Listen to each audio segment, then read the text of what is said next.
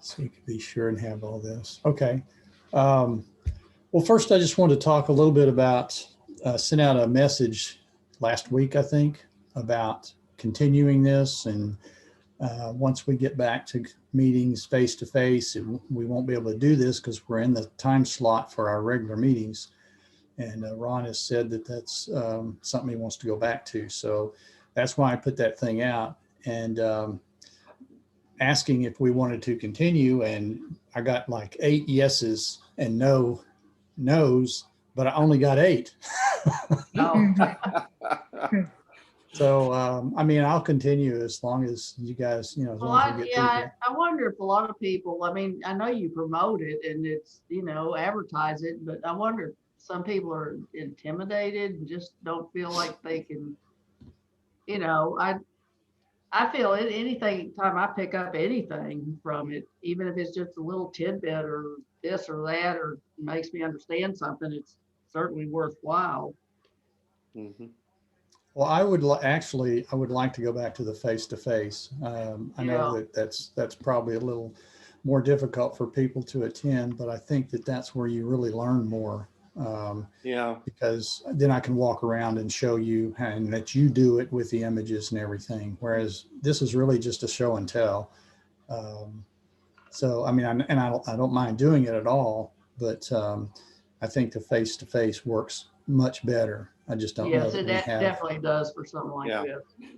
Yeah, I mean, we don't have a place to go. Preferred, but you know. Yeah, we don't have a place to go anymore. So I don't know where we would do it, but it's just something that we need to make a decision on if we're going to continue and we're not able to go face to face. And I guess we need to figure out which day we're going to do it and everything. I know that right now we have no meetings at all on Wednesdays. So, I mean, Wednesday might be an acceptable time. I don't know when everybody's schedule is, but that may be something to think about. Bob, I didn't respond to you because I will not be able to do, I have to do remote. So, okay. I was interested and I didn't mean to ignore you, but I won't be able to come to night meetings. So, okay. Well, this would probably, we were doing it on a Saturday morning before, so it probably wouldn't be nights, but it depends. It depends on what. Well, it depends on what you decide. Yes. Yeah. Yeah. But we could also do a combination of a face-to-face and remote. We could have some folks, if we could figure out the logistics and everything, we could have some folks online and some folks live. It'd be just harder for the ones online for me to show you, ask you to do, and then me to work with you face-to-face. It's just a little bit more difficult to learn that way, I think. But I may be the only one, so. I don't know. I'm sure you're not. No, I don't think so. Yeah. Yeah. Kelly's a ways away, so she couldn't come either. Okay. Well, that's something I just wanted to mention. And well, I don't know what I'll do. I'll just let me know if you have any suggestions or, preferences or anything like that. So to get started with this tonight, I said we were going to talk about, well, let me share my screen here first. If I can remember how to do it. It's been, let's see. Share screen right there where it says share screen. Okay. And I'm going to move it over here if I can. Again, hopefully this won't crash on us now. Okay. I said that we were going to talk about frequency separation, and if you haven't been out to the Facebook page or got my notice, I put out a file in the file section on the instructions for creating the layers for frequency separation. And then I also uploaded my actions to create those layers automatically, so you don't have to remember. I mean, that's the way I do it. I use the actions and just click on it and it creates the layers, and then I can do my work. And I do that for anything that that I do quite frequently. Frequency separation is not something I do frequently, but it's one of those things where I don't remember necessarily what the steps are to create, especially the texture layer.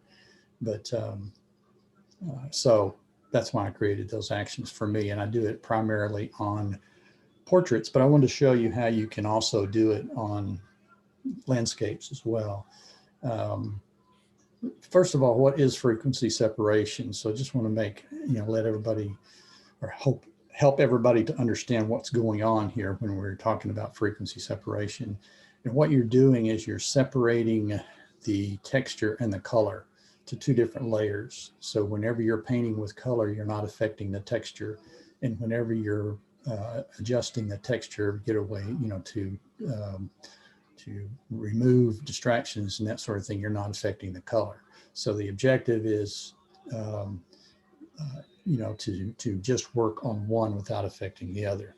So I'm going to show you the steps to create it first, and then we're going to just use my actions that point forward. So to create it, the first thing you do is you create a, the way I do this, if I'm doing it manually, I always come up with a smart object. You can just do a copy of that if you want to, and then rasterize it to get because you need a rasterized layer. The way I do it in my action, it doesn't know how to do that in the action. So I have to create a blank layer, and then I do a merge all, and it creates the same thing. And then it can copy a second layer. So you need two layers in your frequency separation, one for texture and one for color. And then we go in and we group those like this, and I'm going to call it frequency separation. Like that. And then I'm going to come in here and I'm going to name this top layer frequency, or excuse me, texture. And I'm going to name the bottom layer color. Okay.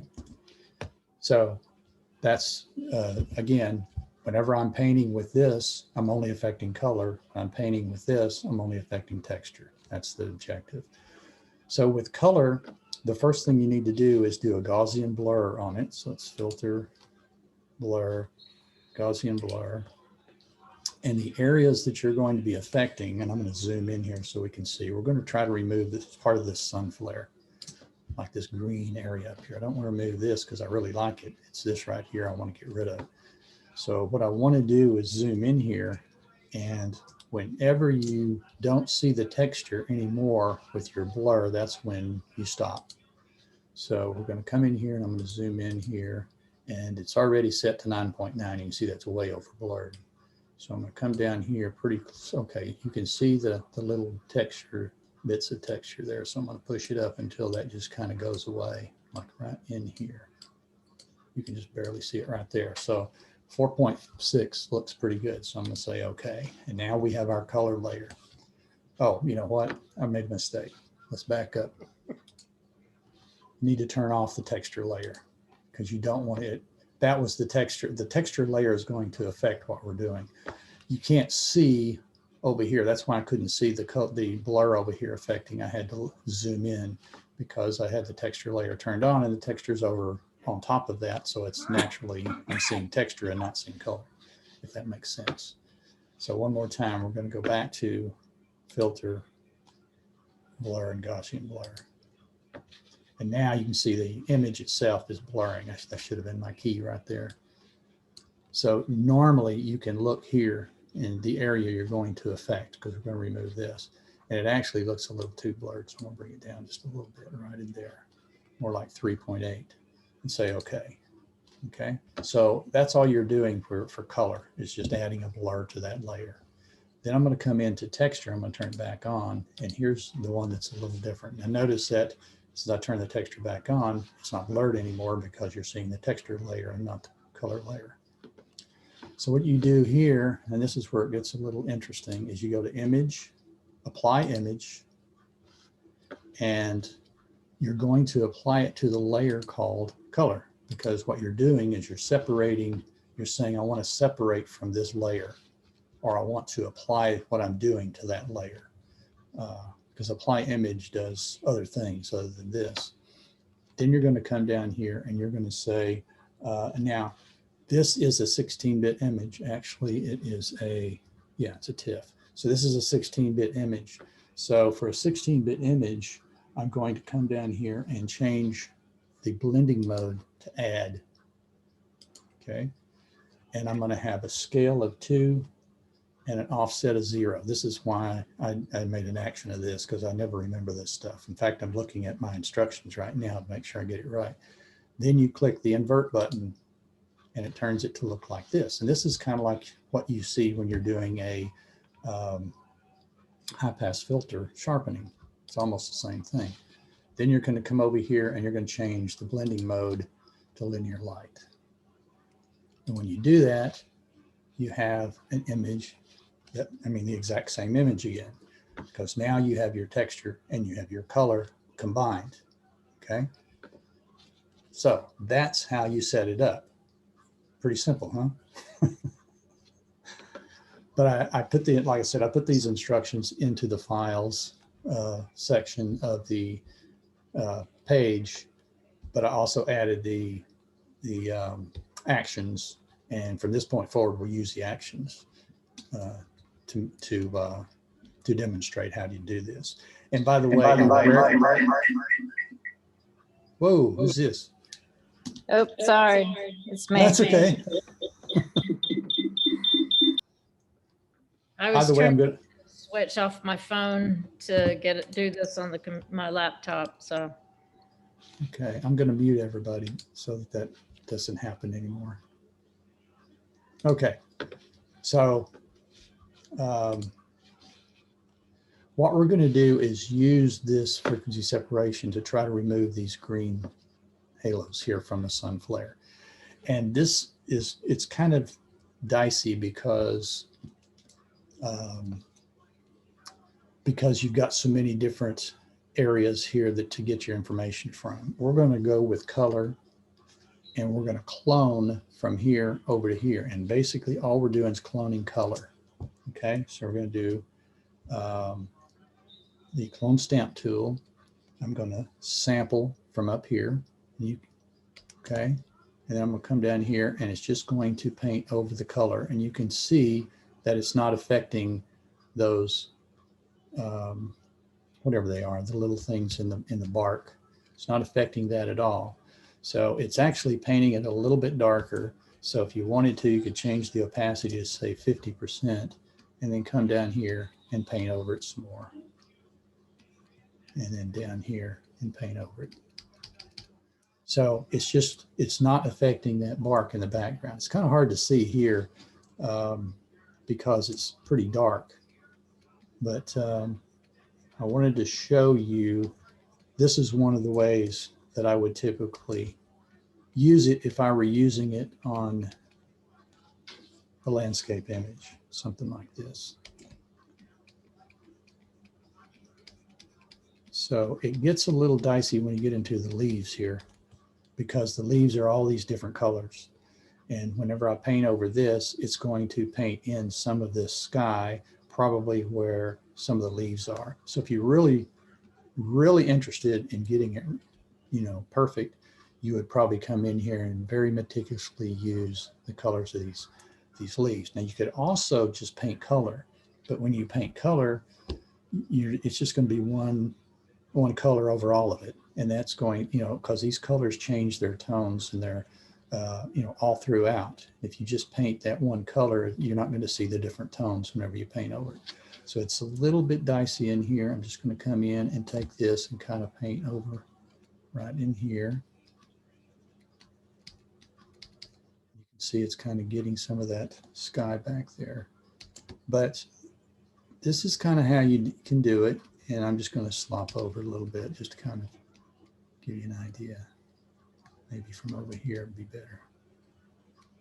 So this is not so good over the leaves. But you know what? I'm zoomed in here at 300%. So we could maybe right here, a little bit better. I'm also painting it or cloning at 50%. So it's needing to get painted over a couple of times. So anyway, in a nutshell, that's kind of how you can do this to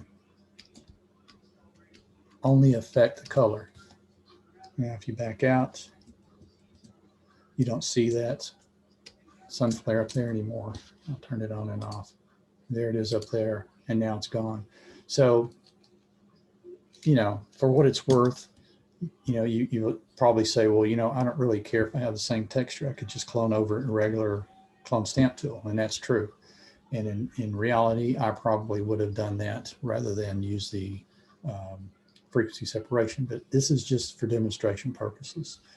So that was kind of quick and dirty. Is there any questions about the procedure or the way to do it or anything? Go to another sample. No questions? Yeah, I guess do another sample. I think I follow what your operations were, but Okay. maybe a bit more reinforcement here. Okay. Here's some more mermaids. This is actually at the Rainbow Vomit last year, or year before last, I guess. And I'm going to run the action this time. If you look, this is a JPEG. JPEGs by default are 8-bit, so I need to run the 8-bit action. So I have my frequency separation here. I made copies whenever I gave them to you. So I'm going to run the 8-bit action. I just click go. It's going to ask you to blur. Remember, because you're supposed to blur until the texture is gone. We're going to blur in this area right here because this is what we're going to take away. So we're going to come up here and we're going to take away this shine here without a lot of trouble, hopefully. Okay, so somewhere around 3.6, something like that. Looks pretty good. And then you hit go and it does everything else. So you don't need to worry about, you know, going out there and selecting multiply and offset and all that kind of stuff. So what we're going to do is come in here and notice I'm on color.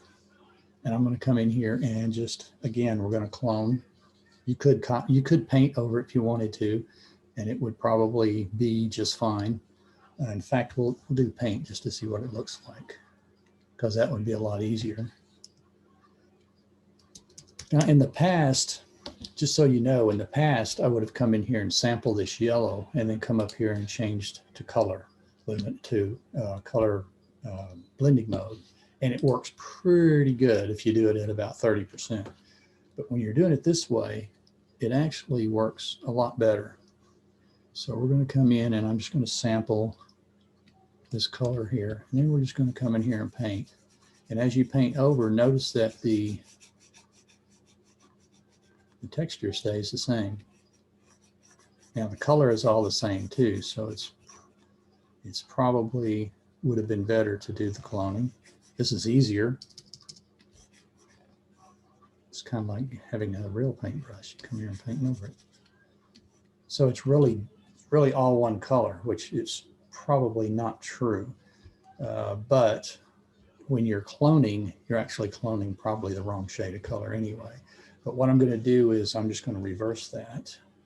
Go back in history. And we're going to do the clone and see if we like the clone better. The clone is a little slower because you have to be a little bit more careful about where you're cloning from. And it's at 50%. I'm going to go 100%. And over here. Oh, you know what? I'm in texture. No wonder nothing's happening. When I went back in history, it popped me to where I started. Whenever you run the action, it stops at texture. So I need to be on color. I was wondering why it wasn't working. So we come here. There we go. And now we can clone. And it works pretty good. And once you get started here and actually get going, you can make your brush bigger and get a little bit more in time. The point is that the texture doesn't change because you're only working on color.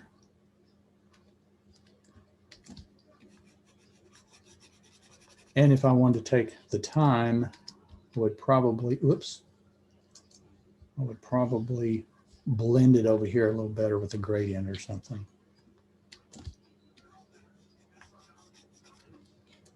Yeah, let's see if I got a soft brush. No, I didn't have a soft brush.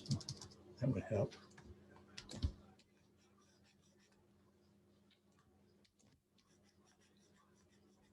So anyway, I'm not going to necessarily spend a lot of time on this, but I do want you to see. And you're probably going, well, again, I could just use the clone stamp tool and not worry about the texture because I'm cloning the texture. Well, I wanted to show you that you have this little thing right here. And if I go back to the texture layer and come over here, let's see if I can find my brush, there it is.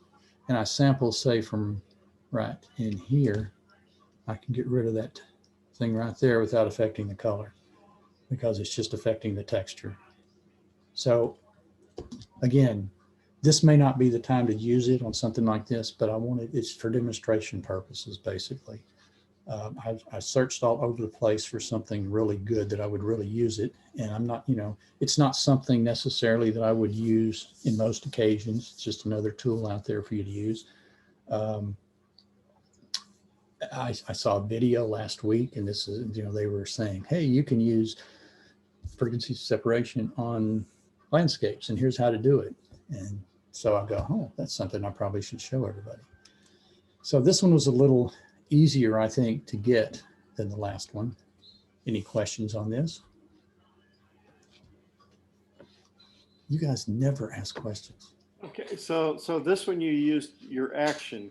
So This one I used my action. Yes. When you clicked on the action, it created the layers automatically, right? Yes. The only thing I had to do was put in the blur amount, and then it just did everything else. Mm-hmm. So we'll see that again here a couple of times. I'm going to do a few more. This is one that I did earlier, and it's not 100% successful, but I wanted to show it to you. I'm not sure I could recreate it. But here's this window glare, and you've got this in here on Liz, and you got this in here on Diana on their hair. And I went in and took it out using color and using my brush. I didn't clone, I used my brush. Now, because I used my brush, you can see how flat it is there. There's not, you don't see the highlights and, you know, the texture. You don't see that very well, because I just painted over it. And before I painted over it, it didn't have any texture behind it necessarily. So, and this over here is even worse. But if you don't know that what it looked like before, then it looks better. I mean, right? You can't. So, I mean, this isn't one I'd blow up and put on my wall or anything, because you could see that it's just painted over. It's just kind of a blob there, rather than having the different colors or the different tones of the color. That's what I'm trying to say. You're not able to see that because I just painted with color. If I painted with the clone stamp tool, I don't really have anything to clone from. I mean, if I wanted to clone onto here, all I've got is this hair over here, and it's a different, you know, it's different hair, different waves, different highlights and shadows than what you have over here. So it's just wouldn't work. So I just thought the best way would be just to paint over it. But that's another example that you could do. It probably could have painted in here and got rid of this a lot easier than the hair. You know, all of this stuff along in here. I don't know about over this teddy bear, but you know, pretty simple right here, because you've got pretty standard, you know, things I can clone from. When you get into this lettering here, it'd be a problem. But anyway, just another sample. I'm not going to do that one over again. I don't know that I could do it over again. But, here's one I wanted to show you. This is my granddaughter, by the way. This is straight out of camera. And I wanted to show you, you can get rid of shine doing this. So she's got a little shine on her cheek, a little shine here on her nose, a little bit up here. All you have to do is come in and clone a little bit of color. So I'm going to do action, and I'm going to do, this is a, see, this is raw file, so it's going to be 16-bit. So run it. Now I'll put this message in here in case, you know, just to help. If and I did this a long time ago, but I'll put this message in here in case I gave it to anybody. So it just says the next step is a Gaussian blur dialog box. Adjust the blur just enough to see, not to see the texture. So it gives you instructions on what to do. You click on it, and then you come in here, and it's pretty close right there because I'm looking at her face. The point here, and the next ones are all going to be portraits, by the way, because that's where I typically use frequency separation. I know that you guys typically don't do portraits, but I think this would be helpful if you did. So you can see that there's no texture that you can see here. So if I click OK, then it finishes. Before you go any further, when you went up and selected the action, what did you push to bring it down to the layer box? This right here, this little right arrow button, Oh. that's the go button. Oh, okay. Okay. That's the execute button. Okay. Thank you. Sure. So now I have this texture layer and the color layer. So what I'm going to do is I'm going to come in here pretty close, and you can see that there is texture here. But all I want to do really, and there's other things that we could do here, correcting her. You know, she's got a couple of blotches here, and she's got, you know, some spots here. A couple of blemishes, but not really anything major. But I just want to concentrate on this area right here. And we're going to come in here with color, and we're going to do a clone stamp again. And we're going to come in here, and I'm only going to do like 30%. So I'm going to sample from up here, and I'm just going to come in here, and this is 30%. This may be too much. Let's do 10%. So we're going to come in here, and we'll do 10% at a time. It needs to be a real soft brush, and yeah, it's 0. And we'll do it. You can do it. It keeps changing. Okay, up here. There we go. Now we're going to come in here, and you can do it a few times and sample. It actually needs to be a little higher up. There we go. And then you can come over here on the nose. And the idea is not to remove the shine, but to reduce it. Because you want to have these specular highlights in here to, yeah, because that shows depth, right? Okay, so now if we back out and I turn it on and off, you can see it's just barely noticeable, and you don't want it to be noticeable. So that's another way that you can do that. Now, the way that I had done it in the past, just to show you, I'm going to turn this off and create a new blank layer here, is to come in here, and it's fairly similar. And I'm going to use the regular brush tool, and we're going to change this to color, and we're going to go at 30%. That's the 30% opacity up here.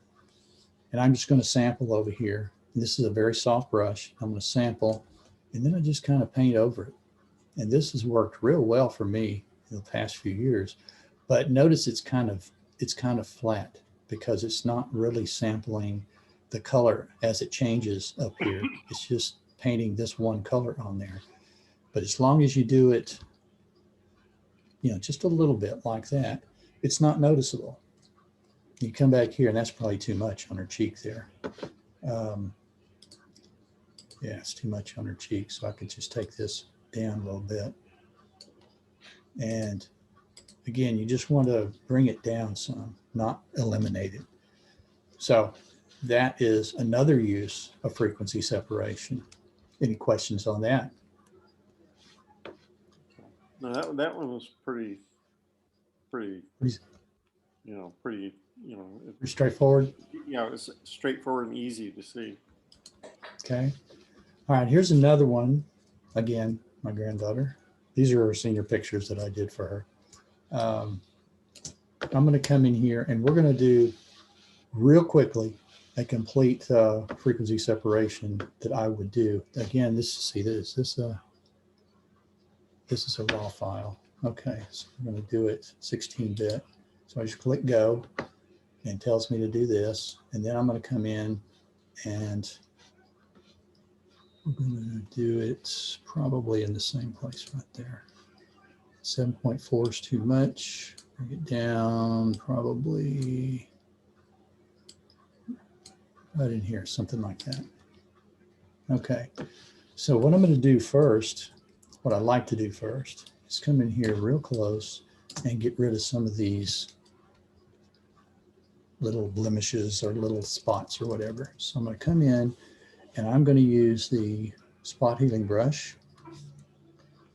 And I usually use just the healing brush, but I become a big fan of this over the last bit. Now, notice that the color's not going away.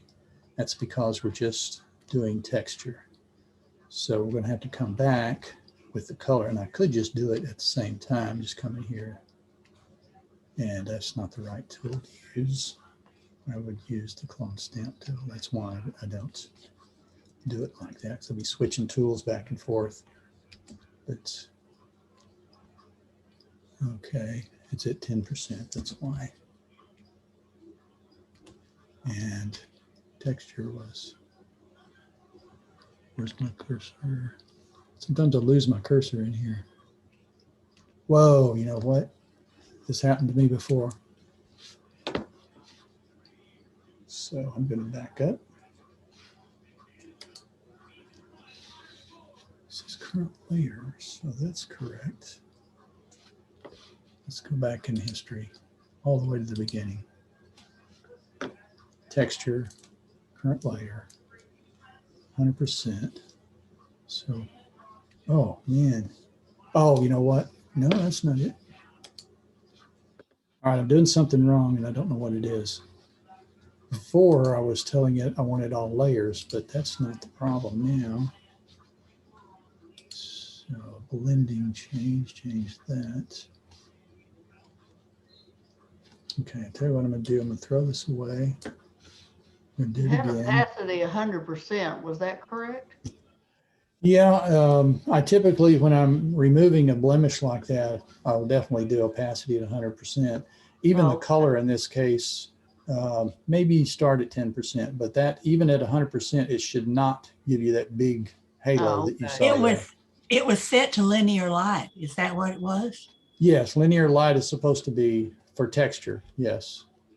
So one more time, we're going to do 16-bit What again. about the mode? I noticed it's normal. Wouldn't that be brightened or something? I'm sorry, say that again. I can't hear you. If your mode there was normal, is that correct? Yes, Okay. the mode on the brush. Yeah. Yeah, that should be normal. So, I do this all the time. So when I ran into that earlier, I had to do frequency separation by hand, create the layers by hand. So I have to do that again. Okay, yeah, the texture layer is supposed to be on linear light. The color layer is supposed to be normal. And my brush up here, this is supposed to be current layer. And that was my stamp, clone stamp. And this is not supposed to be color. This is supposed to be normal. Okay, because I was showing you how to do that with color earlier. Okay, and this is 30%. We'll just leave this at 30% as a brush. Let's go back up here. So hopefully that's the problem. I think it is. And we'll come in here to get rid of these things again. And it's not going to get rid of the color. It's just going to get rid. It's primarily if you have little bumps or something to get rid of those bumps.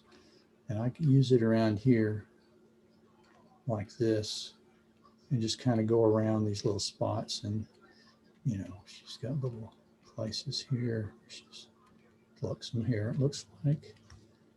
And you've got this hair here. I would normally deal with that. I'm not going to deal with that right now because that would take me a few minutes.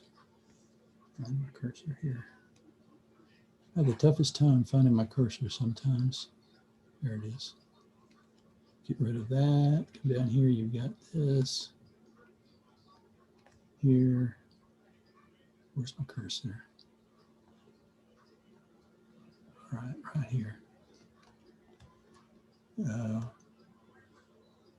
It's like clear something. Where are my rulers? There we go. You can see it with my rulers. Oops, wrong place. Right here. Not here. Okay, that's good enough. You got a little. Oh, and usually there's some on her forehead too. Got this big bump over here. Right here. There we go. Got this little hair. Okay, and you got this little. Oh, it's an eyelash. It's bugging me right there. Mhm. So then you go to color, and now we're going to use the brush. And actually, I want to use the clone stamp tool. And we're going to come in here and sample right here. Okay, it's at 100%. Now we're having the same problem. Let's try the brush tool.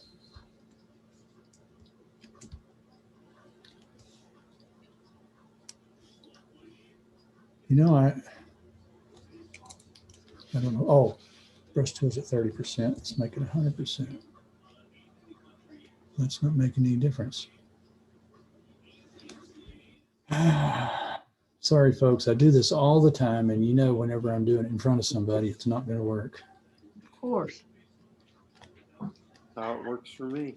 But okay, here's we'll pretend like that worked.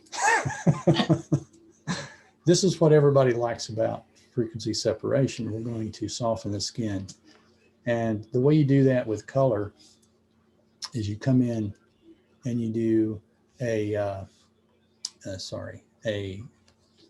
lasso tool. And you don't have to be, it doesn't have to be a lasso tool. It can be anything that can make a selection, but I use the lasso tool. And I'm going to come in here and I'm going to make a selection. And you know what? I'm supposed to do something else first. In lasso, in here, oh, it's already at 15% because it keeps the, this is a feathering amount.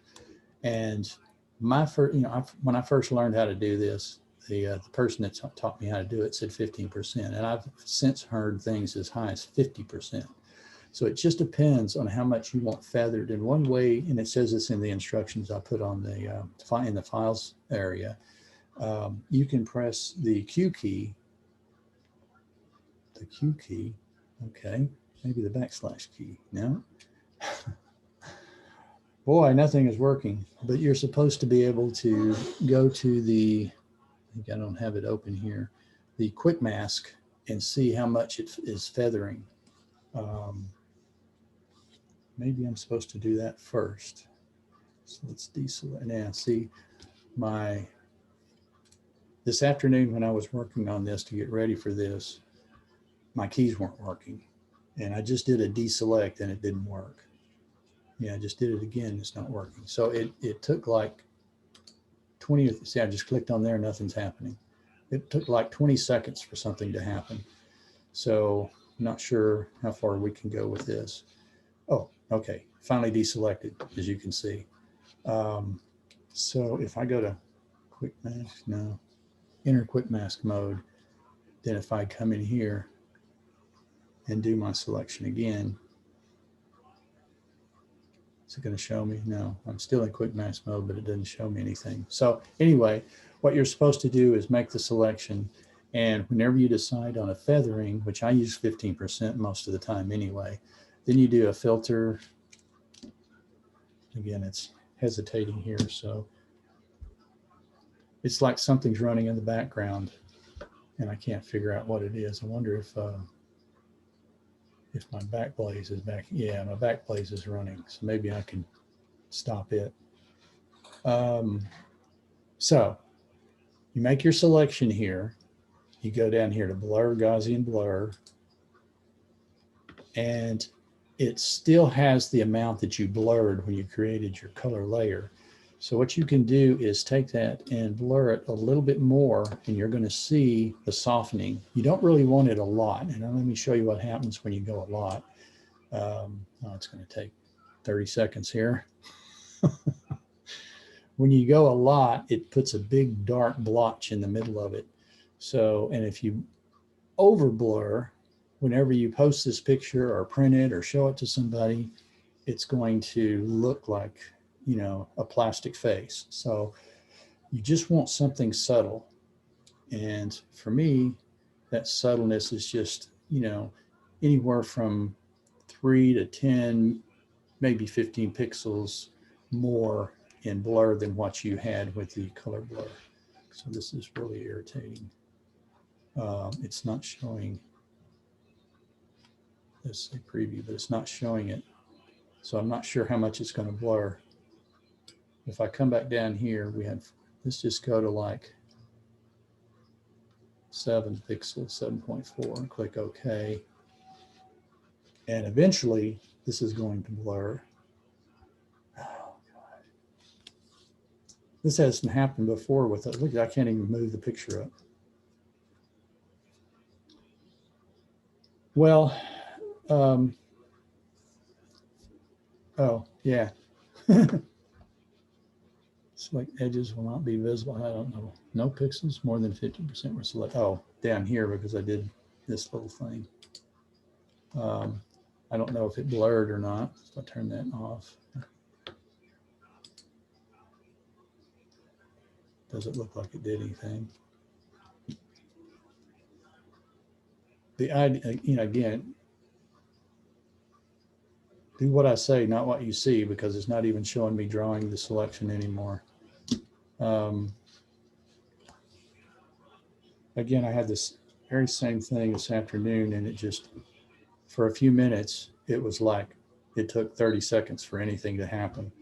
And then it just came back. I can't even switch. You know what I did? I went to here, and then I went back, Photoshop, and it seemed to do something. It seemed to help, but okay, so I have that. So let's try the filter again. Not working. But the idea is to go around the face, and I usually do the forehead, and then I'll do the nose. Okay, Gaussian blur. Let me do, I'm not sure it picked up. I did. Yeah, okay. Okay, that softened it a little bit, I think. But you can either go around in big areas, or you can go around little places, do a little at a time that you think needs it more, because you may want to blur some more than others. Like here, she's got a little bit of red blotches, and usually when you, the more blur you give it, the more that red will go away and give way to these other colors. So if I just took this, and again, it's not drawing it, maybe it will in a moment.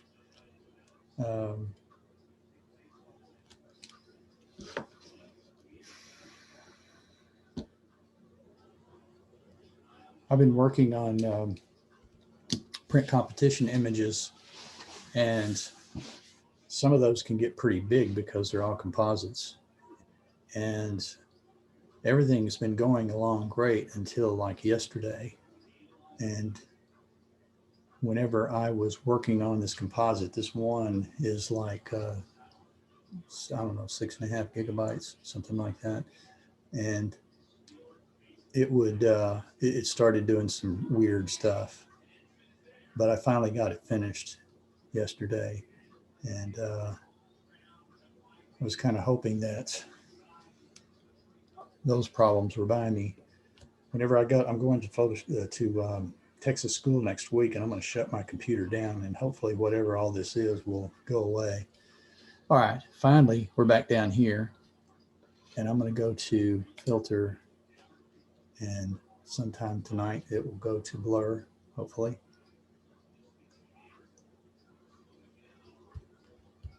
I'm going to try to blur that, and I'll show you what I'm talking about. The problem is I can't see it real time because it's taken so long to update.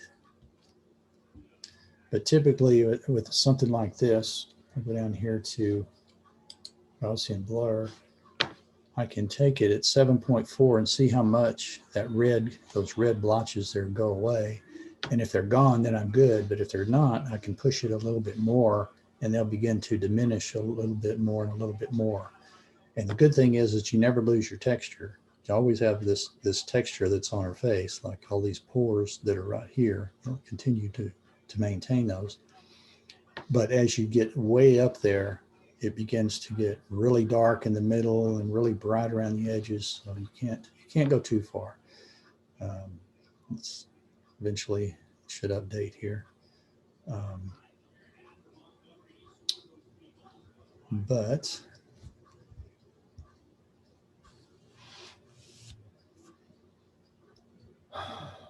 the other thing we're going to talk about, and I'll just go ahead and start talking about it a little bit. Once we get past a couple of these, I had a couple other ones I wanted to do, but I don't think I'm going to do it because it's the time that it's taking here suddenly. We wanted to talk about the TK panels, and whenever Anita did that presentation, 2 months ago, something like that, you know, I've known these panels were there, TK panels, and Greg Benz has his called Lemenza. And I've known they're there, and I see them and I go, oh my gosh, that's just what I need, you know, another 50 things on my panels here to try to figure out how to use them. And then whenever she did that demonstration, and she did the color mask, it blew me away with the color mask, because I can see 100 uses for that for me. And even if I don't use anything else, that's worth the money right there. And it's only 28 bucks for these panels. But it's so much easier using these panels than to create your luminosity mask than it is using those actions. And I was going to show you the comparison of how to use the TK panel and how to use the actions. I'm not sure I can be able to do that tonight, especially since this has taken so much time. But I really wanted to just kind of introduce you to the panels because they're not as daunting as they look. Most of the stuff that's on those panels, you already know how to do, or you should already know how to do. So you know, that's just a shortcut to using, you know, to doing some of these things. You know, dodging and burning, or copying a layer, or, you know, things like that. They're very, it's a kind of a comprehensive place to do all that stuff, but I already know the shortcuts and I'm already used to the shortcuts. I'm going to pull this up a little bit and see if we can see any change.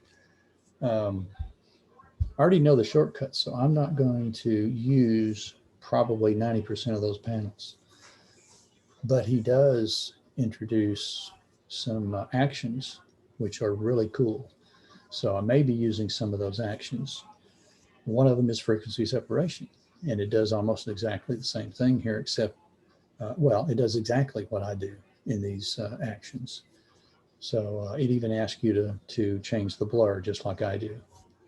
Okay, I think that actually did a little bit. So I'm going to push it up even some more here, way up here. It did do a little bit.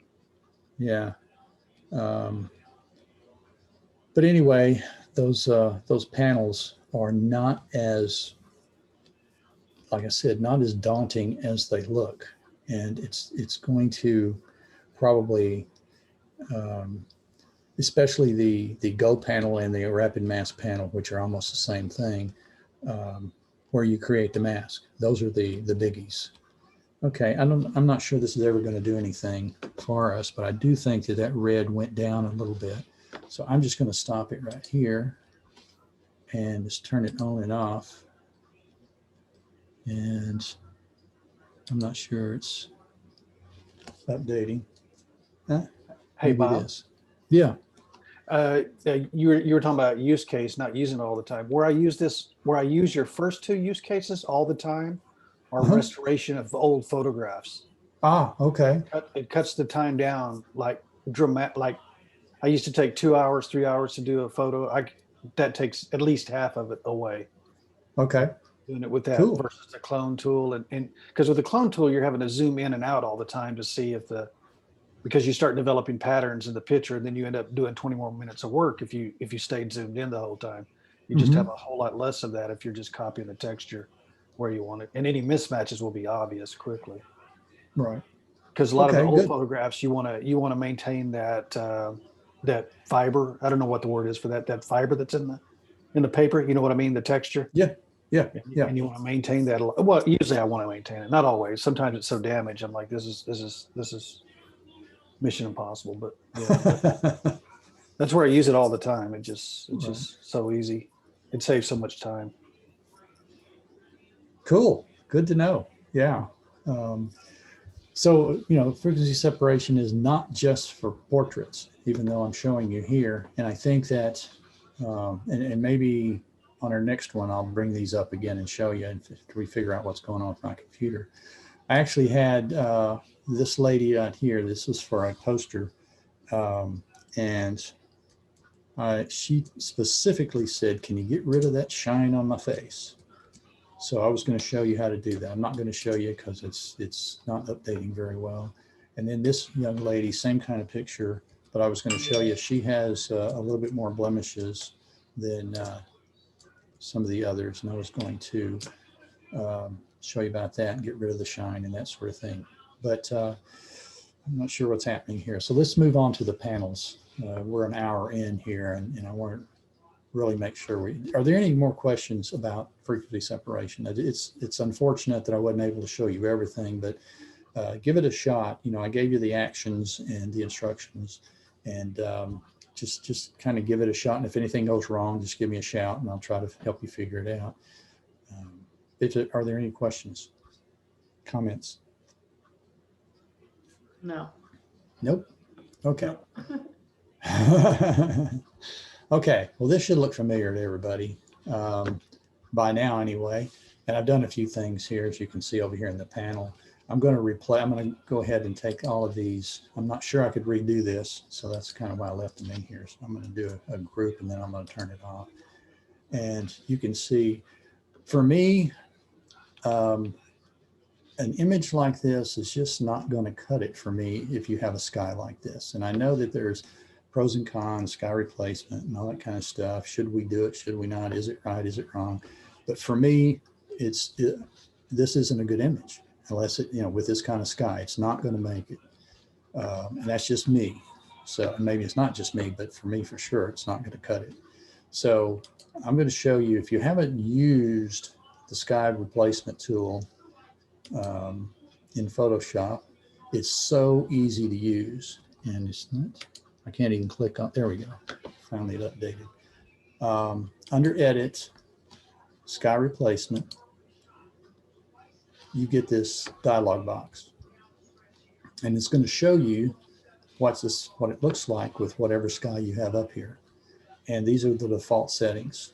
So you can either use one of these skies, or you can this is sunsets. You can go to spectacular skies or blue skies, or you can go get your own. And I have like 500 skies that I got from somewhere. I don't remember where, but sky replacement it's just, you saw that I didn't do anything and it replaced that sky real well.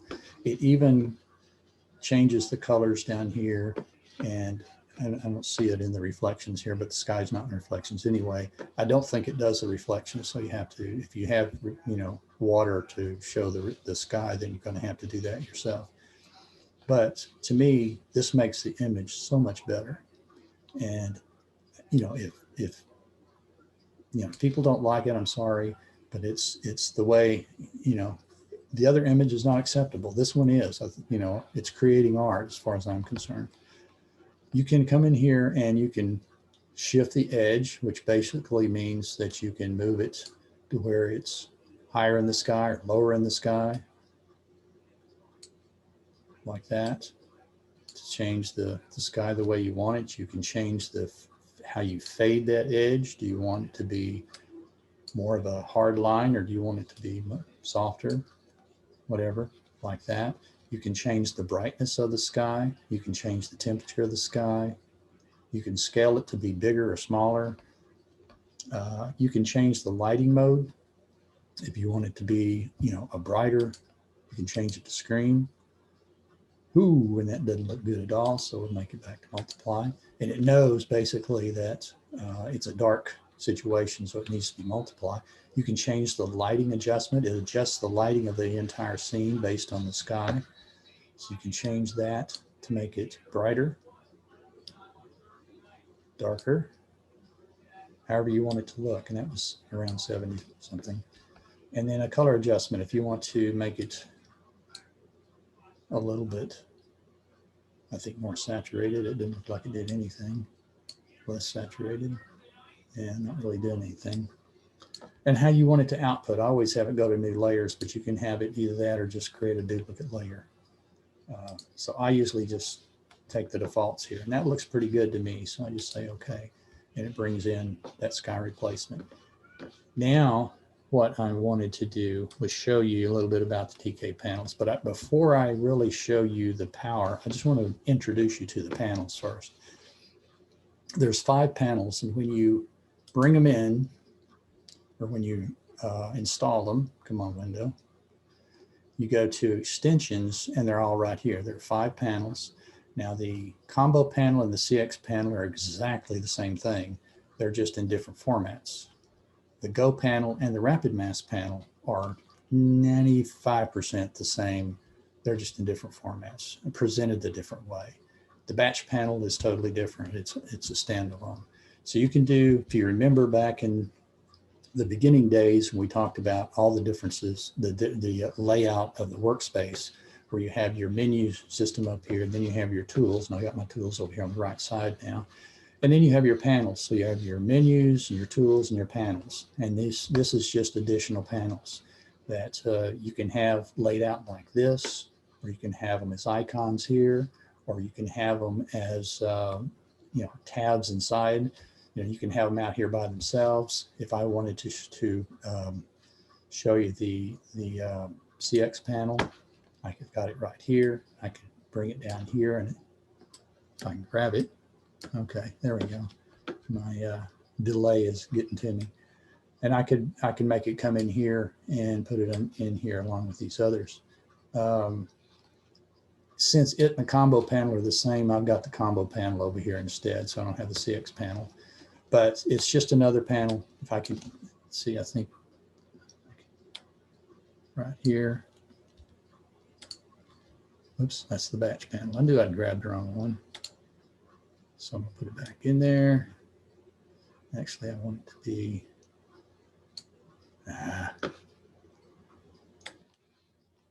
in between them, right there. There we go. This is the combo panel, right here. Come on. Okay, so they're the same thing. If you see, you've got this right here, and you've got it over here. You got this right here, and you got it over here. So you got everything that you have in here, you have over here. It's all the same thing, just this one is laid out long and skinny, and this one is kind of more box-like. If I were guessing, I would guess that when Tony did this, he probably created one of these, and somebody else said, it'd be really nice if you had it in this format. So he made the other format, and then it's probably been there forever. So I'm just guessing, something like that. Hey, Bob. Yeah. So is this speeding up your workflow, or is this making you more creative, or both? Well, this panel right here, these 2 panels, is just a different way of doing things that you probably already do. And to say that, I mean, I probably won't use these panels very much because I already know Command J duplicates, I already know Command I inverses and that sort of thing, and I just go at it. It would take me longer to come up here and find a button that does all of that. So for newcomers, these would probably be pretty handy. Okay. Now, that said, down here at the bottom, you've got this TK. These are actions. When you click on this, one of these days it'll open up. There we go. I clicked it twice. He gives you some actions. So these are kind of neat little actions that you can create. One of them here is frequency separation. So if you don't, if you had this, you wouldn't need to use my action, but you have, here's some color actions, here's some blending actions. So it's kind of neat here, what he's got. Mhm. And in addition to that, you have this button, which is if you run a particular action constantly, you click here and it'll run that action. All you do is you set it up in a action Sure. group Mhm. over in the actions, and you click here and it'll run that one. Then you have this one, which is your own actions. If you you can set your own actions up in here. Now you can see I just got one, but I have more than that. I just hadn't had time to add them to it. But this is kind of a way to put all of this stuff together in one place. So if you're a newcomer and you know you don't know about all this stuff or how to do it, then it's right here. One of the really neat things is this little guy right here. And what this does, if you click on it, it looks for blown highlights and blocked up shadows.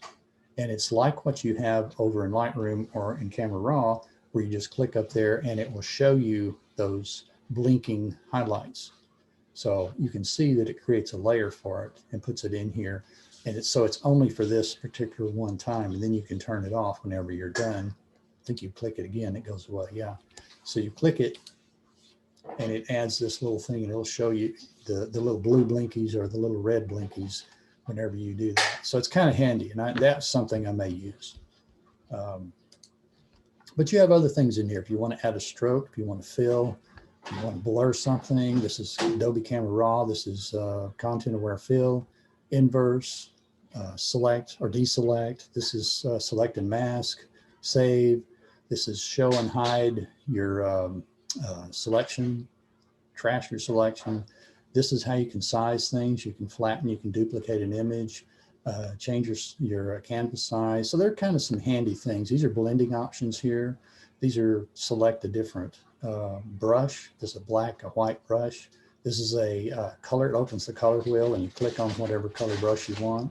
This is a 50% gray brush. So there's lots of neat stuff down here. This creates a smart object, creates a new layer, inverts the layer, undo, redo, creates a black mask or a white mask. So there's lots of stuff in here. And then there's web sharpen. And web sharpen is something that might be interesting to some folks. It allows you to come in here and put a vertical size in, horizontal size, and what opacity you want it to be. In other words, you want it to be, if it's a JPEG, you want it to be 5 quality, that sort of thing, extra sharp action that you want to run, and whether you want it to be sRGB. And so you got some pretty, if you wanted to do something like that, to create a web sharpened image, it will create that image out to a new file. So anyway, that's what these things are, and they're exactly the same thing. If you watch the video, he uses the CX. I have the combo panel over here, but it doesn't really matter. They're exactly the same thing, like I said. So anyway, that's that panel. I'm going to put the combo back over here. Okay, I'm going to try to, put it there. Okay, and then you have the batch, and the batch is, if you've ever used image processor in Photoshop, this is pretty much the same thing. So it allows you to process multiple images and put them in a folder or wherever you want them to be. So you can create, if I wanted to create JPEGs of all the open images, then I can do that with this panel. And I can set the size, I can set however I want it to, do I want it to be a JPEG 10 or do I want PSD or whatever, where do I want it to go for output? Do I want it to be the open images or the current image, or do I want an image folder? I can even go out and pick a folder of images and just say, run these images and output them to this place with all of these settings. So it's kind of cool. And that's why I have it over here. I'm not sure whether I would use this or use the image processor, but this is kind of cool. And then we have the Go panel, as well as the Rapid Mask. And you've probably heard of the Rapid Mask more, but I've gotten to where I really like the Go panel and I use it more often. It looks a little bit different. And the reason is because you've got all of this stuff in the middle here, and over here, it only pops up depending on what you select as your source. So if I select, like here, you can see, oops, here you can see it has all of the zones here. It has all the darks and lights and mids here, where over here, if I just select this, it's going to pop up the darks and lights. If I select the zones, it's going to pop up with the zones in here. So the only difference is that this one is a little bit cleaner, I think. You also have a little bit difference in your output. You have more options here than you do over here. And you have the modify area is combined over here into one area instead of, well, I don't know. Oh, the two is okay. So this is combined, the source and the mask, where the modify area is alone. So here you have source is number 1, the mask is number 2, then you have modify 3, and output is 4. So over here you have the source and the mask is number 1, and then modify 2 and output 3. So it's the same type of thing. I just think that the Go panel is a little simpler, and that's why I have it over here. Okay. Any questions on any of these? It's not as hard as it seems. We're gonna do some things with the Go panel here, and you're gonna see that it's really not as hard as it seems. Okay, are we good? Let's see. It seems like this is going a little faster now. So what I'm gonna do here, the first thing I'm gonna do, and this is why I was kind of blown away with it when Anita showed it to us. I just want to bring these yellows up. I want them to pop a little bit more. So I'm going to take this color source, and it's going to open up this color picker, and I'm going to come over here and I'm going to pick something in this yellow area. And it's actually more brown, but that's close enough. And let me get something a little more yellow, I think. Well, I guess that's what that is, kind of brown. So I'm going to select OK. And when I do that, it goes through this. And you can see that it's picked this yellow in the mask, and it's picked a lot more than this yellow. But when you look at it over here, you can see right here is where it is on the color line. And I want to open it up just a little bit more to show a little bit more of the greener yellows and a little bit less of the reds. Okay. So when I do that, notice how to adjust the mask. Then I want to take this and I want to narrow it down just a little bit. Actually, that lightens it up. Go the other way. And I'm going to feather it. This right here does feathering around the edges so that it blends in a little bit better. I usually do that. And then I'm going to try to darken it just a little bit more. Now, what these things do here is they expand it one way or the other. So if I click here, it brightens it just a little bit. If I click here, it darkens it just a little bit. And you can see that thing right there move. Now, this right here is like an auto thing. And I haven't used it, but basically it's like, you know, when you open up Lightroom or Camera Raw and you click the auto button and let it try to decide what the exposure should be. It's the same kind of thing here. And, you know, you can use that. And if you decide I don't like anything, you click this and it resets everything. But I kind of like this because it's even though it's got some of this area all around, I think there's some yellows in all of that too. So I could, you know, narrow this down even more, but I kind of like that. So I'm going to select this, and the output, these are adjustment layers where you can output it. Now, not all of these are adjustment layers. You have some options here. Like if I click here, it gives you all of these different kinds of options. I can use vibrance or color balance, exposure, which are not included down here. So basically it's opening up the same thing that you get down here with your adjustment layers. But not only that, it gives you more because you can do a dodge and burn, or a dodge mask, a burn mask. You can do clarity, Orton effect. You can do different things here. But right now, all I'm going to do is open it in a Hue Saturation. So I've opened this up, and now we're in Hue Saturation with that mask. And if I take it and saturate it, it's going to pop those yellows and up quite a bit. So you can see what I've done here all around. So if I turn that off and on, it's a subtle thing, but it's a big thing. So I think it makes a big difference. So I'm going to do another mask, and I'm going to do another color, and I'm going to come in here to the greens, and these right here are popping pretty good. So whenever I do this, they're probably going to pop pretty good, but I'm going to do this really dark green here. Okay. And it's giving me, you know, just right in here is where the dark, really what I was looking for was that kind of color, but it's really got, this is going to pop quite a bit. So what I'm going to do is I'm going to come over here and I'm going to pull this way over here like this. Take this down like that. And it actually does just the opposite of what I wanted to do. Pull that back over. And I'm going to try to lighten it up a little bit more. To try to get this in here.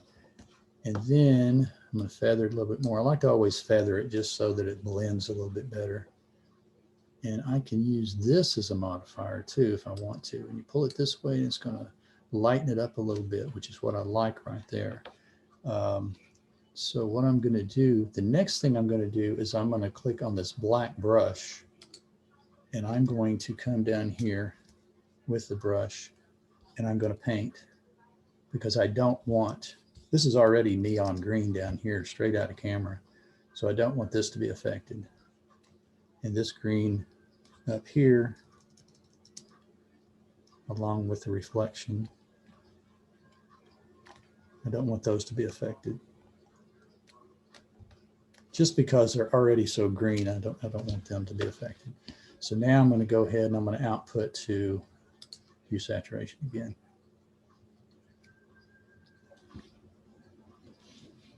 And there's nothing that says I can't do that after I already apply this. I can, because I can just go to the mask and do it manually. So if I come here and I raise that, you're going to notice that the greens in here are a lot more vibrant now. And those greens too. But these greens in here, any of the greens around here, this was already neon. So if I turn that off and on, you shouldn't see that being affected at all. And you really don't. So these are all subtle things, but it's a great way to come in here and make these kind of adjustments. So now I'm going to come in and I'm just going to hit the reds in here.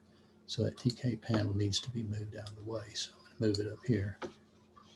And I'm going to click the colors again, and it's going to select the,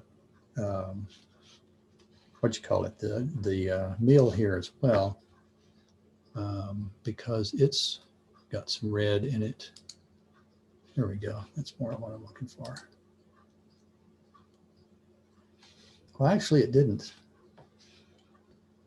but it's going to, because I'm going to pull this over a little bit more to the red. Yeah, right there. Because I want these reds that are in these leaves here. And you've got a little bit of reds over here. So what I'm going to do is, once more, I'm going to come in here and take this. And I'm going to come in here and just kind of, with a big soft brush, make sure it's soft, and it is. I'm going to come in here and just take this out of here because I don't want it affected. And I'm actually, I may leave that in there because I could, like I said, I can always change it after I'm done. And one more time, I'm going to do a hue saturation. The really only difficult part about this is knowing what you want to change. So here we go again. Make that really pop up like that. And you know what? I actually do want to lighten this a little. I don't know. I kind of like it like that. So, I mean, I could go on and on with this. Well, how to get that? There we go. You know, and make a lot of other changes. But I just want to show you how you can come in and do specific things. Now you can also do dodging and burning, which I haven't really gotten into on exactly how to do it. But if you wanted to, you could come in here and do a regular mask. And let's say we want to target these things down here to dodge and burn. And this is kind of on spec here because I haven't done this really, but we're going to try it. And I want to do the dodging right now. So it's going to be lights. I'm going to do lights. It's on lights 1 now. So I'm going to do lights 2. And that takes and targets more the lighter areas. And it's a little bit too light. I mean, a little bit too dark because I don't see anything else. I did want to dodge this, but I wanted to dodge some of the stuff down here too. So I'm going to try to modify it. So I'm going to click on the auto, and that really doesn't do much. Kind of did a little bit, but I'm going to come in here and modify with this thing, try to lighten it up a little bit too much. Now remember, the darker areas are not going to be affected as much as the lighter areas. That's the point here. So these darker areas are going to not be affected. In fact, I'm going to be painting right here, so I'm not going to worry about any of that stuff anyway. But I'll paint here on these light edges like that to try to add some dodging. And I kind of like that the way it is. So here are your dodging and burning tools. And you can see they have a split in them, each one of them. If you click on the right-hand side, it uses Photoshop's dodging and burning tools. If you click on the left-hand side, it uses the 50% gray mask that you can use to dodge and burn. I've been using I just did this today. So I typically use the curves tool to do my dodging and burning, but I'm going to just use the dodge tool here that Photoshop uses, and you can see I have it set at 100%, which is probably not a good thing. That should have me set on the dodge tool. It looks like I'm set on the brush tool, which is kind of weird.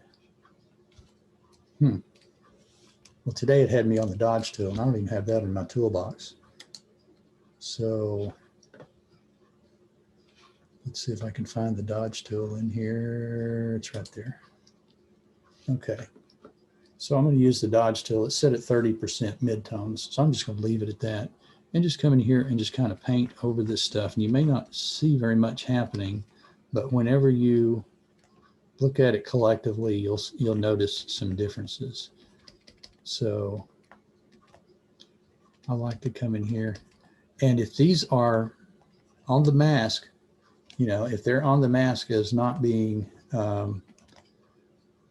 lighter color, it's not going to come through. So you just kind of play around with your painting here for dodging. And I'm not going to do everything I would normally do, but I just thought I would throw this in here so you can see it. So let's see if that may have made any kind of difference. Yeah, it's hesitating on me again here all of a sudden. Maybe it's just well, that's not a brush tool, I'm not sure. Anyway, yeah, I can't even turn the layer off. But you get the idea of how this works. Now, I only really used the color and the luminosity mask. Let's see if I can get that. Yeah, it's not responding to me at all of a sudden again.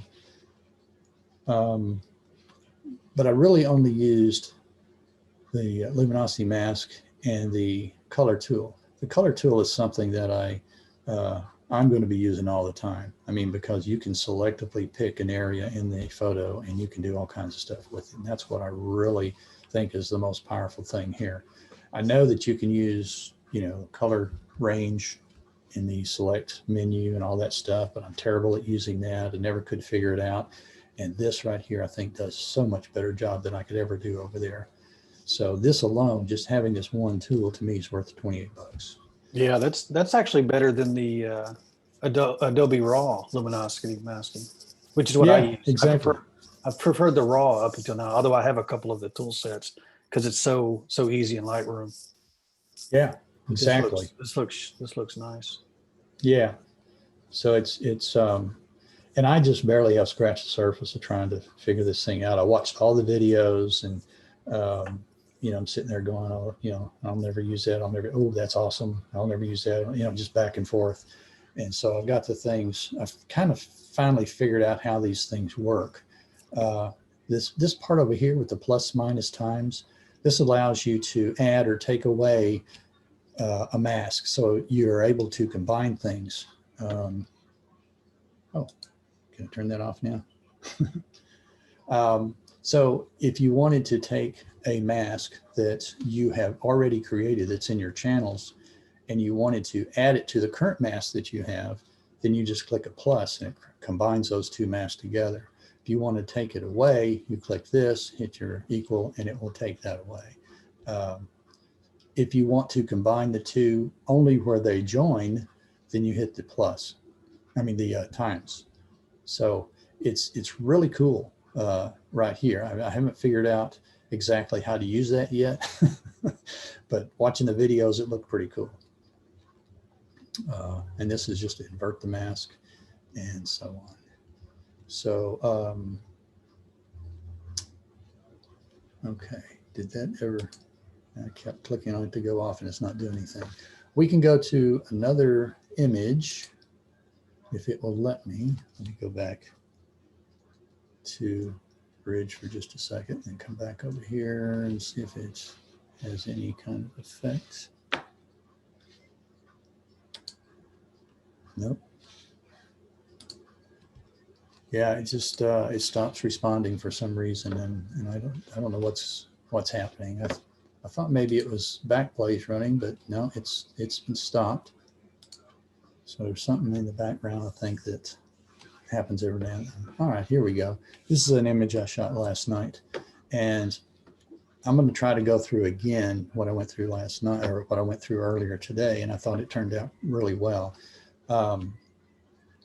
First thing I'm going to do is I'm going to replace the sky again. You know, sorry, but if it were probably a little bit further to the west instead of the north, maybe we would have had a little bit better skies. But so I'm going to come in here and do a sky replacement. And it just so happens that this sky that I used just a minute ago looks pretty good in this image, I believe. So I'm just going to leave that. And then I'm going to come in and first thing I'm going to do is I'm going to saturate these trees. So I'm going to saturate and I'm going to lighten them up a little bit. So I'm going to come in here and select a green, select OK,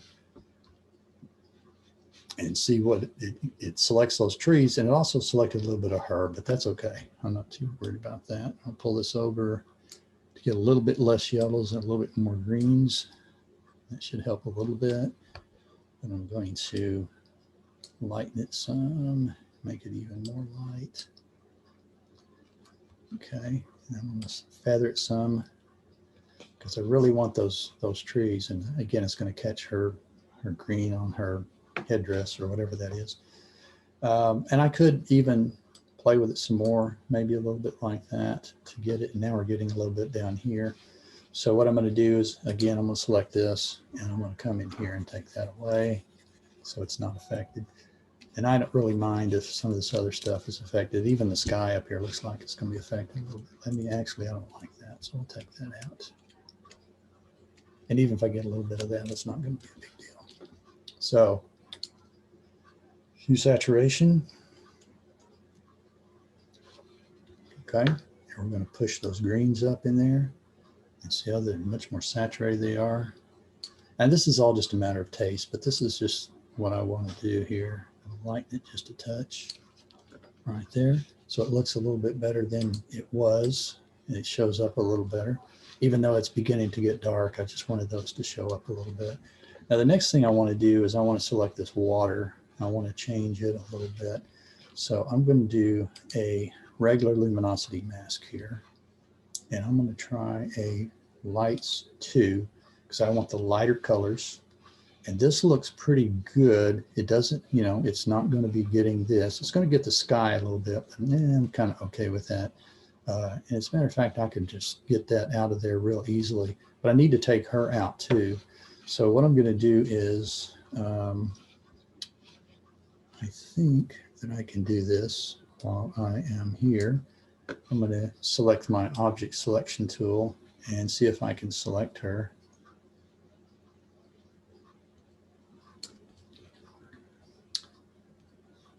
And ooh, did a terrible job.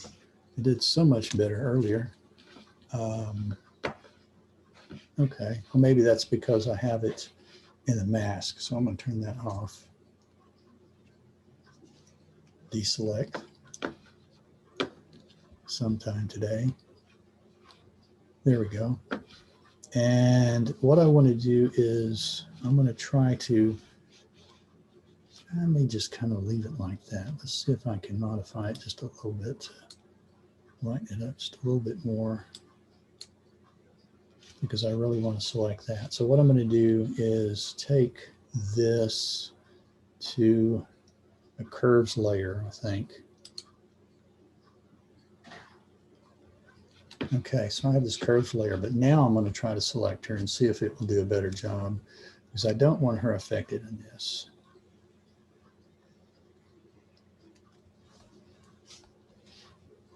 Yeah, much better job. And it did exactly the same thing this afternoon. It missed her hand here and it had this little gap there. But I'm just, for the sake of time, I'm going to come in with my lasso. And this is, when I did this earlier today, it was going about this kind of speed too. Set my lasso tool.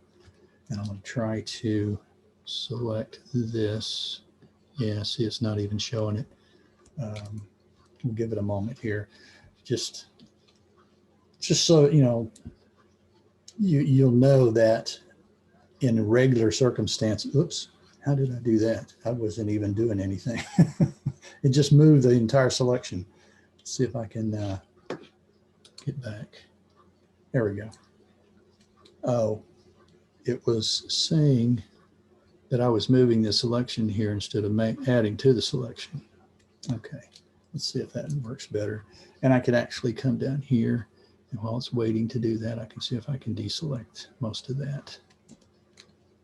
So we'll give it a moment or two here. But what I'm going to do is, whenever I have this selection, and I would do, if I were doing this for real, I would do a much better selection. But I'm going to fill her with black so she's not part of the image, or not part of this adjustment. And I could also, as a matter of fact, I shouldn't have to even worry, because I may want to do the same with all of this.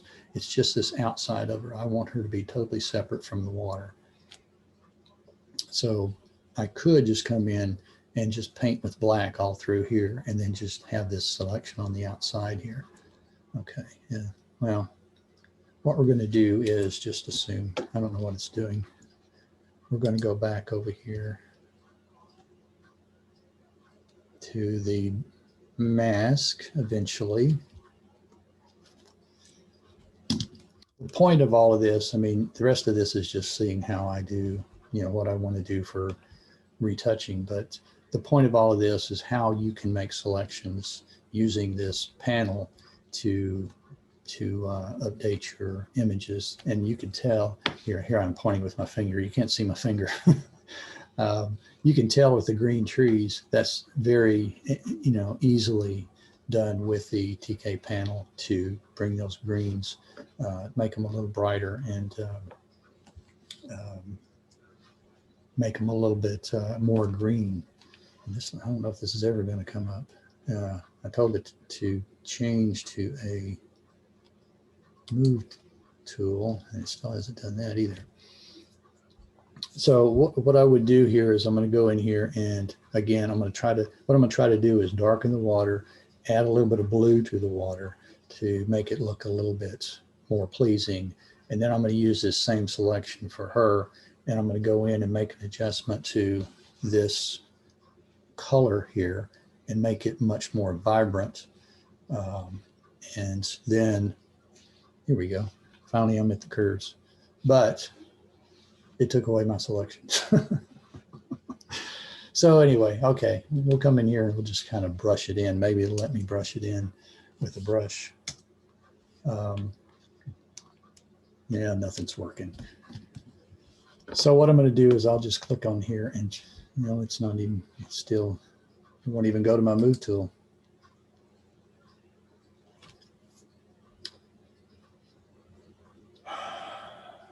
Here we go. No, it's trying to do something. I apologize, folks. This is just really irritating. And if I were not on Zoom, I would reboot my system and try again. And it may be because I have a lot of these files open, but they're not that big. I have 17 gigabyte of available memory still there. So it shouldn't be that as an issue. Okay, now I'm in. Hey, Yeah. Bob, how about Yeah. your, so 2 versions ago, I'm on the Apple, I'm on Mac, and 2 versions Okay. ago when they released Photoshop, they moved my scratch disk to my largest disk, which were my Okay. slowest disk. I don't know if you saw that notice from Adobe about it. So I don't, if Oh, you look under Photoshop yeah, preferences, and then yeah. scratch, and make sure it's on your, I assume you want to, on wherever you want the disk. On mine, it put it on a NAS, which was just dog slow. Yeah, well, I have mine on my SSD, and Yeah, mine had moved it off the SSD onto my. maybe that's the issue. But it was I acting mean, a little bit different than yours. Mine was just dog slow. It would move the mouse. 5 seconds later, you could see the mouse pointer. I can't even open Yeah, preferences. There we go. And that is scratch disk. file handling. No, scratch disk a little bit further down. Oh, there. Okay, Yeah. okay, gotcha. No, it's on the Macintosh HD, which is the SSD, and then I've got it on the fastest. The drive as well. Yeah. Okay. Yeah, below that, and it's got 117 gig of free space, Nice. Yeah. so it should be available. Should be good. So, but it's just intermittent, so I'm not really sure what's going on. That's painful. Yeah, so we're going to have an issue here, but I'm going to go ahead with this, and there's another thing in that CX panel. You can save your selection, but I'm so used to coming here and saying save selection, which basically creates a new channel, and I just called it her. And so now I've got a save selection here, even though I've got a big chunk here that it's going to be a problem. So I'm just going to fill this with black, and the shortcut for that is Command Delete or Command Backspace. And you can see over here, if I Option click, it added her to the selection, even though we got part of her arm there. And as a matter of fact, maybe I can just paint that and at least get it close. Oh, not that color. And a little less soft. There we go. So now I've got her added to the black, and I could, if I don't want it to be part of the selection, I can come in here and paint all this black too, because I probably don't want to make that a deeper blue or anything. And I can come in here and do this. And I'm a little sloppy here, but you know what I'm doing. Okay, so, and I can now, take the sky out.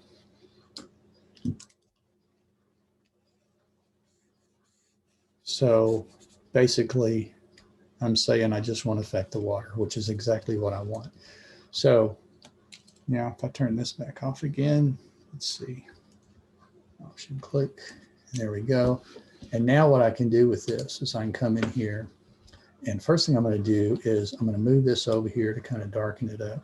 See how that darkens it like that? Don't have to do a whole lot else right there. It actually adds some blue to it by doing that. I could also come in here to the blue channel, and if I push, I think if I push up, it adds a little bit of blue. So it adds a little bit of a blue tint to it there. And I really, maybe that's a little much, but that's one way to darken it and make it blue. Then I can come in here, do another, and I can select this color. Say okay, and it's going to get part of her skin as well, which is okay. That gets her lips pretty good because she must have the same color lipstick on almost. But what I'm going to do is go ahead and adjust this a little bit, and maybe a little bit more there. Adds a little bit. Maybe I don't want to do that. You can see it's got some of the sky up here that it's selecting, but you can play with this to zero it in and getting up close to 9 o'clock. So I'm going to go ahead and consider this done.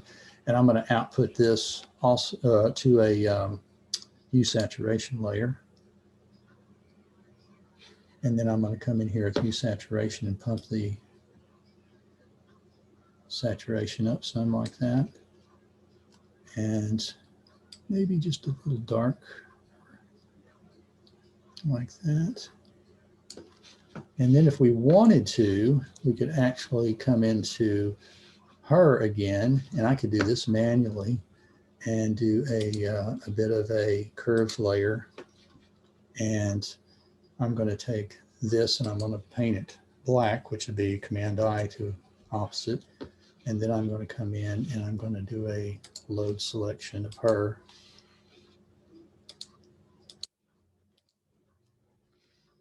And I'm going to take that selection and paint it white.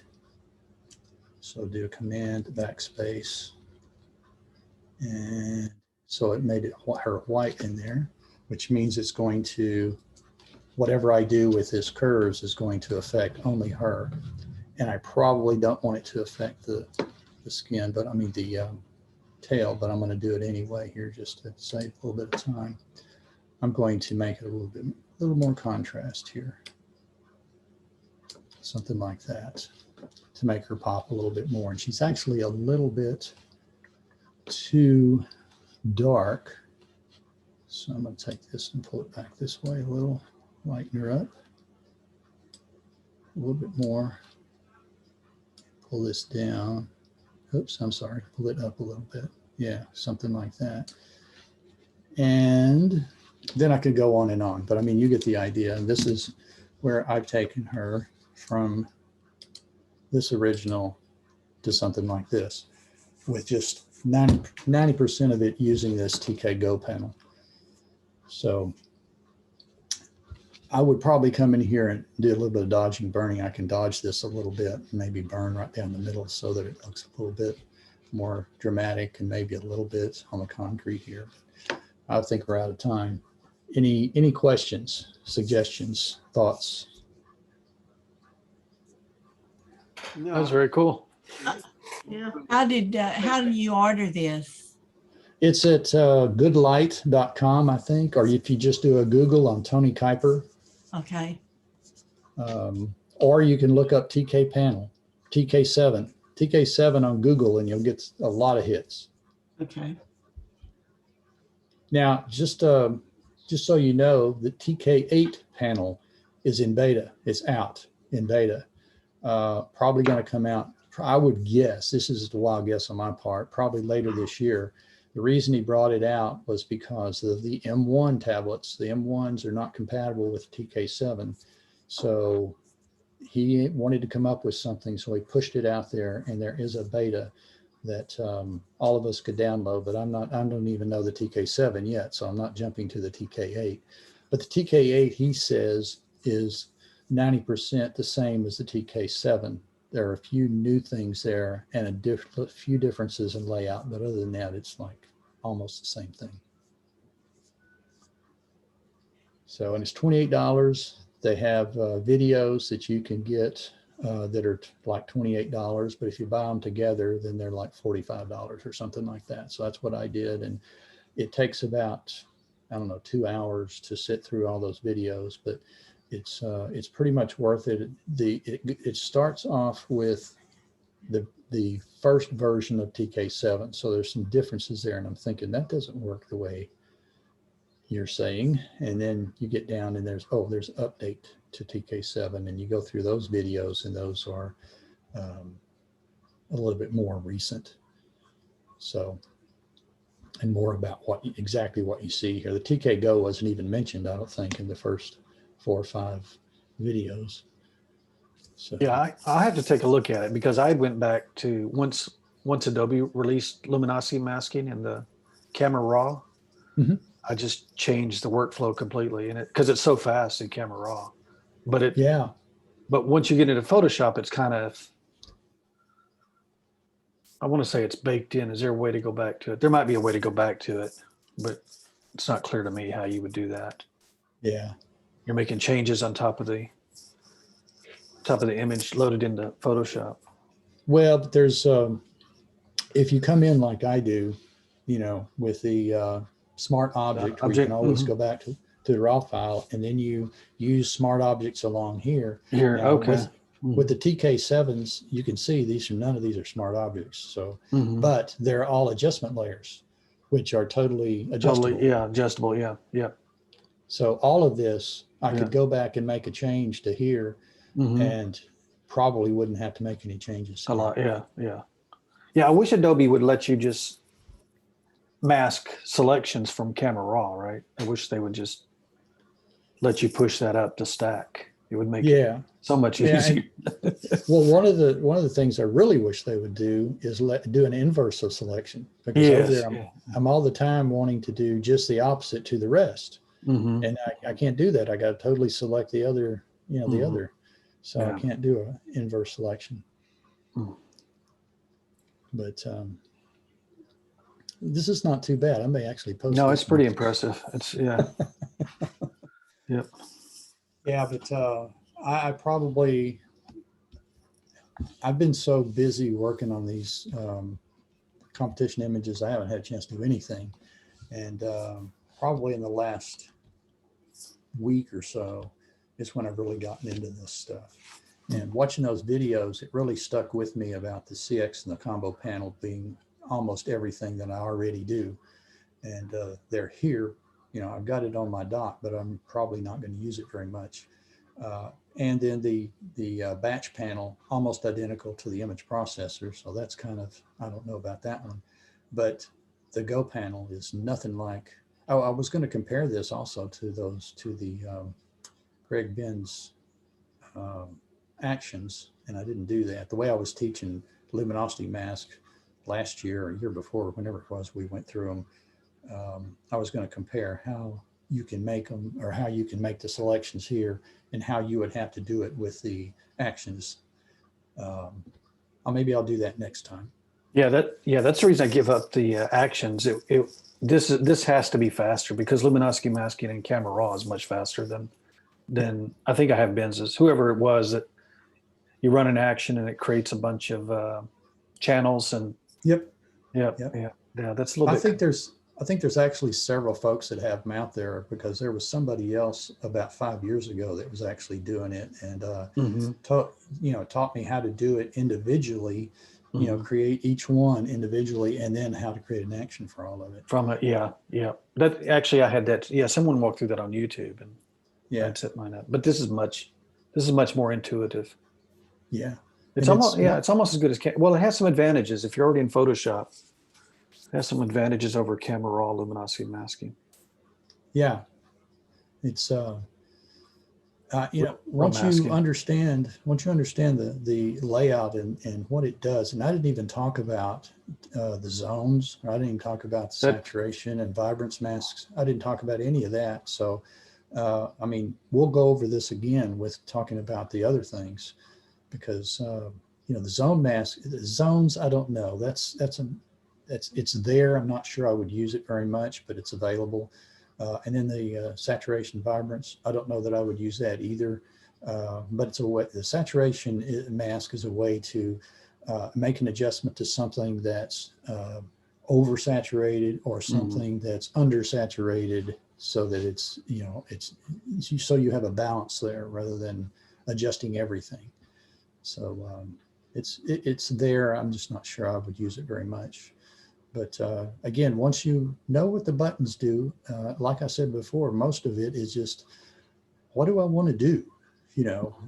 What do I want to change? That's where most of it comes in, after you understand how to do this, because man, you can really go fast, and you can do targeted adjustments really simply. And I just showed you how, and I just learned how in a week. So yeah, it allows you to deal with it with the way your brain filled in the brain always makes it much prettier where we're at, right? Yesterday, Claudia teases me about the lake water. So that damn water is green. So sometimes I make fun of it, but yeah, your brain tells you it's blue the whole time you're there, right? Yep. So it's really easy to do with the luminosity and the saturation mask. It's just so much easier to deal with. Yeah. Yep. Anything else, anybody? No. Thank you so much. Yeah, Once I again- apologize. My system was so messed up. I'm not really sure how to fix that, but it's going to go into hiatus for a week. So maybe that'll fix it somehow. Yeah. I may just update to Big Sur and hope that fixes it. It'll work out. Yeah. Yeah. All right, guys. If there's nothing else, I guess we're done. Okay. Appreciate it, thank Bob. you. You bet. Thanks a lot. Thank you. Appreciate you joining. Bye. Mhm.